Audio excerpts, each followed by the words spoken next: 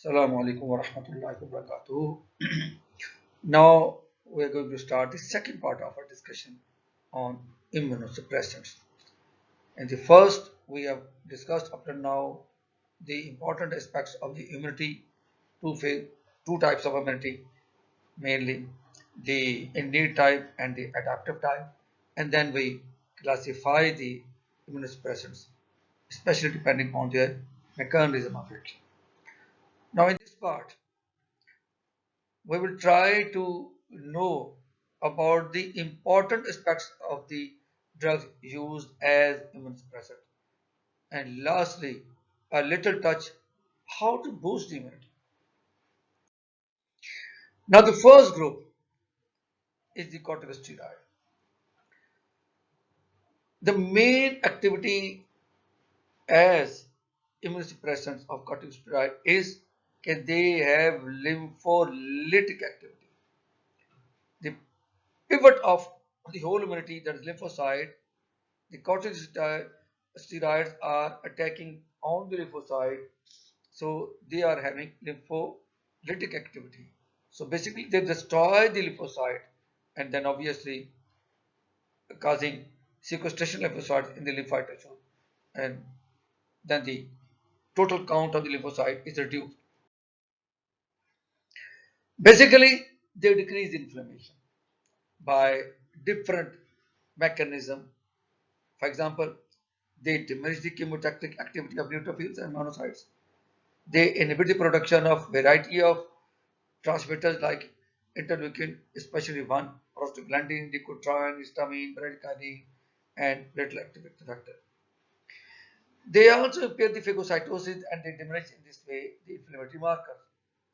And lastly, if we continue using these corticosteroids, they can increase the catabolism of the immunoglobulin G type. They are cytotoxic to certain T cells also, but their immunological effects are due to their ability to modify the cellular function.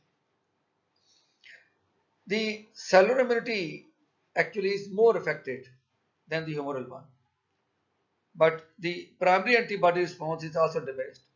And as we have said, with continuous use, if there is any previously established antibody response is there, that is also decreased. Now, basically, they act as a first line immunosuppressive agents, especially for the solid organ and hematological stem cell transplant. So, they are useful for the treatment of the graft rejection and idiopathic thrombocytopenic purpura, rheumatoid arthritis, bronchial asthma, etc. So, basically, they modulate the allergic reactions and are used in undesirable immune response. As we are observing previously also, with continuous use, they increase the catabolic rate of IgG, which are actually the antibody immunoglobulins. So thus, they lower the effective concentration of the specific antibodies. In contact hypersensitive reaction, we have seen that they have very good activity. Next drug is the cyclosporine. Actually, it's a naturally occurring compound, usually identified in a fungus. Chemically, it is a cyclic peptide of 11 amino acids with potent immunosuppressive activity. So their dominant activity is the immunosuppression. As far as the acute inflammatory reactions, they have no effect on the acute inflammatory reactions. And as far as the transplant surgery is concerned, so they are very much useful, rather crucial for the development of transplant surgery, but they have no cytotoxic effects. So, regarding the mechanism of action, cyclosporine binds to a specific proteins, cyclophilin. The name of cyclophilin is after the name of cyclosporine. So, cyclophilin is actually a member of the immunophilins which act as intracellular receptors for such type of drugs. When with combination they form a complex, what we call a drug immunophilin complex. This complex will bind and will inhibit the calcineurin. So ultimately, they will prevent the activation of T helper cells and production of the interleukin type 2. Now, few words about the calcineurin. So basically, it's a cytoplasmic phosphatase enzyme. This is necessary for the activation of the nuclear factor of activated T cell and then the increase the production of the cytokines, for example, interleukin type 2, 3, or interferon gamma. This responds to T cell receptor activation. As far as the immunosuppressive action of cyclosporin is concerned, we have seen there's a decreased proliferation of the T cell, especially by inhibiting interleukin 2. And the synthesis and expression of both interleukin 2 is inhibited. Then we have also seen there's a decreased proliferation of the cytotoxic T cells from the CD8. So then we have seen the functions of the effector T cells that would also decrease, especially there is decreased delayed type of hypersensitivity reaction due to this. And then lastly, we have also seen some T cell dependent B cell response also. So all these four are decreased, then the cyclosporin show its immunosuppressive activity. As far as the pharmacokinetic is concerned, when given orally, it is readily absorbed and its peak plasma levels are attained within 3 to 4 hours. It can also be given parenterally, but as far as the oral is concerned, its peak plasma levels are achieved within 3 to 4 hours and its half-life is approximately 24 hours. Another important aspect regarding pharmacokinetic is cyclosporin accumulates in most of the body tissues, especially the lymphomyeloid tissue. And here actually what we have seen, the concentration present at the lymphomyeloid tissue is about 3 to 4 times more than present in the plasma. As far as the unwanted and undesirable effects are concerned, remember the most commonest and the most serious adverse effect, and that is the use limiting, and that is nephrotoxicity. Although cyclosporin is very much used in cases of renal transplant, but at the same time, we must remember that cyclosporin itself can cause nephrotoxicity. So that is why it is frequently required that such patients who are on cyclosporin should get their renal function test frequently. There are some other unwanted effects also regarding hepatotoxicity, hypertension, etc., etc. And rarely we can also observe GIT, anorexia, then lethargy, asceticism, some tremors, some tingling sensation like paresthesia, or and gum hypertrophy, especially when it is combined with the calcium channel antagonist for hypertension. Some cytotoxic antibiotic agents, and then obviously azathioprine and mercaptan. They all show respectively the first cytotoxic, etc. They destroy the immunologically competent cells, while azathioprine acts as a prodrug for purine antagonist, and while mercaptan interferes with the purine synthesis, and that is widely used in the transplant surgery, and it is also cytotoxic. Now, after cyclosporine, another important drug is tacrolimus. Basically, it's a macrolide of fungal origin, and what we have seen, its mechanism of action is similar to cyclosporin, and it also bind to its internal receptor. But the name given to this internal receptor is FK binding protein, and this FK is actually derived from its original number allotted to tacrolimus during research, FK506, and that is why that FK still stands with its binding protein. When tacrolimus with FK binding protein complex is formed. This complex inhibits the calcineurin, and that effects we have already discussed in case of cyclosporin also. Main use of tacrolimus is in organ transplantation and severe atopic eczema. It is also given orally intravenously, but we have also prepared its ointment for topical use in inflammatory disease of the skin. Main elimination is through metabolism in the liver. Its half-life is less than cyclosporine, just 7 hours. However, the unwanted effects of tacrolimus is similar to cyclosporine, for example, nephrotoxicity, hepatotoxicity, etc.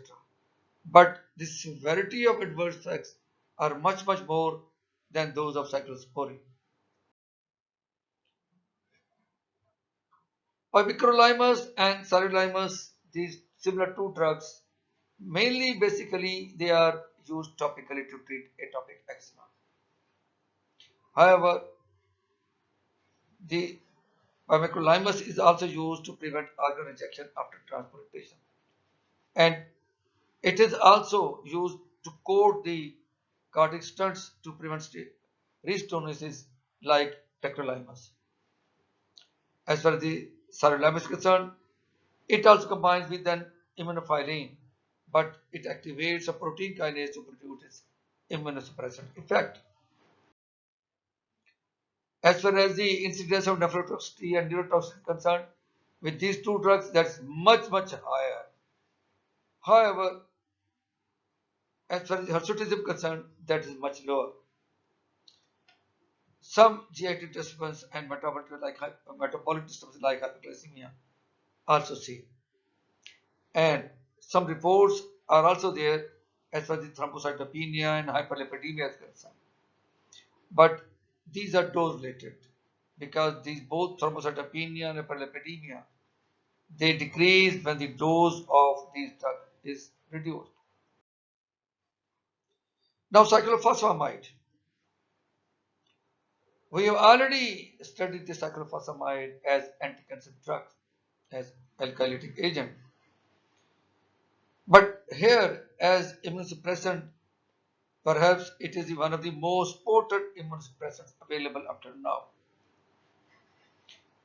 It destroys the proliferating lymphoid cells and it appears to alkylate some resting cells.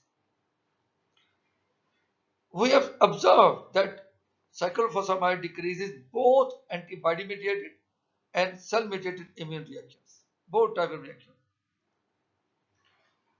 When we use in small doses, it's very effective against autoimmune disorders. So remember, in autoimmune disorders, the dose used of cyclophosphamide is much less than its usual anti-cancer dose. Now, immunoglobulins, basically these are the antibodies against the human lymphocytes, and these are achieved from the horses, rabbit, and mice while you immunize them. And then, because they are of animal origin, so to avoid any sort of immunological reaction, we immunize it by genetic engineering. And that is actually we combine the antigen binding site of a mouse monoclonal antibody with the human globulins. In this way, these antibodies are immunized.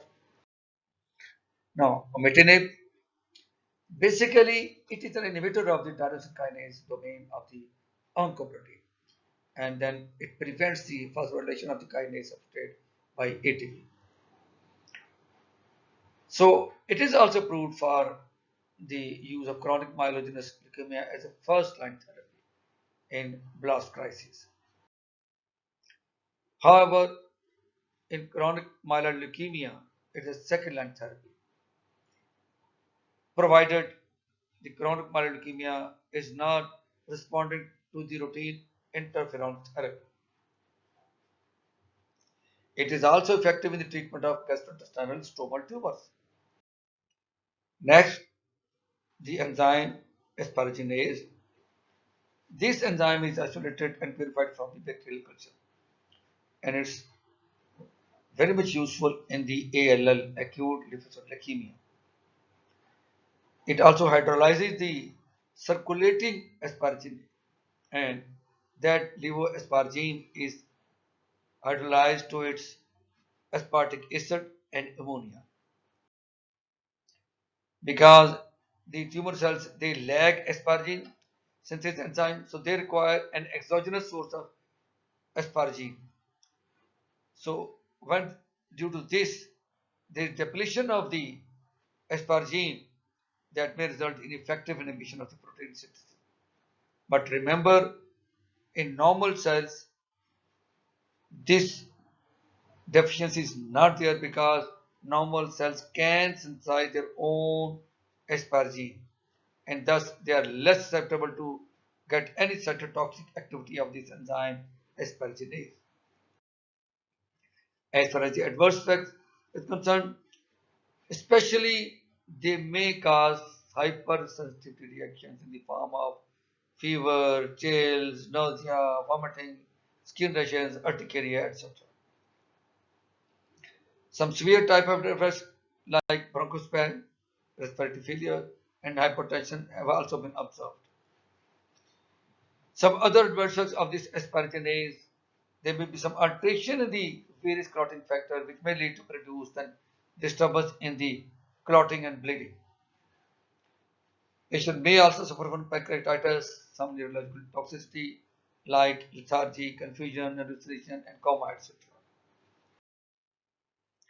Lastly, the hepatocyte.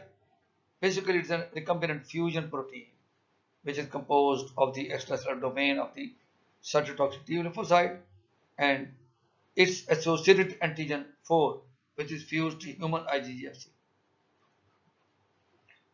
This abatacept is approved for the patient suffering from severe rheumatoid arthritis, especially who have failed other DMARDs, disease-modifying antibiotic drugs. Now, how can we boost our immunity? Remember, there are 5 methods. For example, number 1, we must have good enough sleep. This is the first thing to strengthen the immune system of our body, because we have seen during sleep the body releases infection fighting proteins, what we call them as cytokines. So these are necessary for the healthy living. Second is regular exercise. Remember, exercise also reduces inflammation and support infection fighting cells.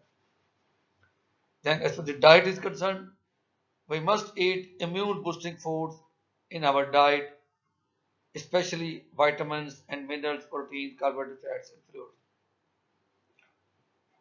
We must minimize our stress level because stress can cause an inflammatory response within the body that releases a stress hormone called cortisol. So obviously, when we are more near to our Allah Jalla Shanuhu, our stress levels is at its minimum level. So that will boost up our immunity. And lastly, we must get enough vitamin D. So obviously, sunlight is a rich source to provide vitamin D to our body. So we must face this sunshine also. But we can take orally also, like present in the cheese, soya milk, cereals, spinach, mushrooms, and kale, etc.